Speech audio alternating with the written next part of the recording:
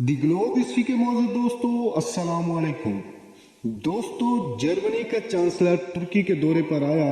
ترکی کی وزارت ثقافت نے اس کا بے مثال استقبال کا پروگرام بنایا تاکہ وہ اپنی ثقافت، اپنی تہذیب دکھانے کے لیے اپنے آپ کو ایک ایڈوانس ملک ثابت کرے۔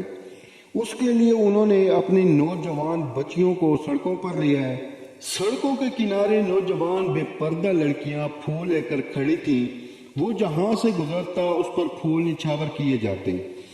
جرمن چانسلر نے جب لڑکیوں کے لباس کو دیکھا تو اسے بے حجابی کی سوا کچھ نظر نہ آیا۔ اس نے ذمہ داران حکومت ترکیہ سے خطاب کرتے ہوئے کہا، میں جب ترکی آ رہا تھا تو میرا خیال تھا کہ میں ایک اسلامی ملک جا رہا ہوں، وہاں مجھے خواتین میں اسلامی پردہ اور اسلامی اقدار نظر آئے گا، مگر یہاں آ کر مجھے بے پردگی کے سوا کچھ نظر نہیں آیا۔